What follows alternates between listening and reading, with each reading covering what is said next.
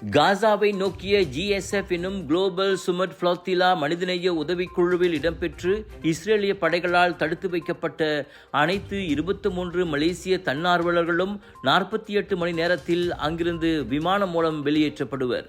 துருக்கிய நாட்டின் தலைநகர் இஸ்தான்புல் அல்லது பெருநகர் அங்காராவில் அவர்கள் தரையிறங்குவர் என சுமட் நுசாந்தரா கட்டுப்பாட்டு மையத்தின் தலைமை இயக்குனர் சானி அராபி அப்துல் அலீம் தெரிவித்தார்.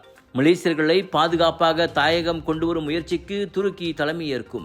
இந்த ஏற்பாடு சாத்தியமானதற்காக பிரதமர் டத்துஸ்ரீ அன்வார் இப்ராஹிம், துருக்கிய அதிபர் ரெசெப் தையிப் எர்டோகன் இருவருக்கும் அவர் நன்றி தெரிவித்துக் கொண்டார். ஃப்ளோத்திலா கப்பல்களில் தடுத்து வைக்கப்பட்ட மலேசியர்கள் உள்ளிட்ட அனைத்து தன்னார்வலர்களும் பாதுகாப்பாகவும் ஆரோக்கியமாகவும் இருப்பதாக இஸ்ரேலிய வெளியுறவு அமைச்சு முன்னதாக உறுதிப்படுத்தியது. அதோடு ஐரோப்பாவுக்கு அவர்கள் நாடு கடத்தப்படுவர் என்றும் அது கூறியது. இவ்வேளையில் இந்த GSF குழுவில் இடம்பெற்று ஆனால் பயணத்தை முடிக்காத 5 மலேசிய தன்னார்வலர்கள் நேற்று முன்தினம் பாதுகாப்பாக நாடு வந்து சேர்ந்தனர்.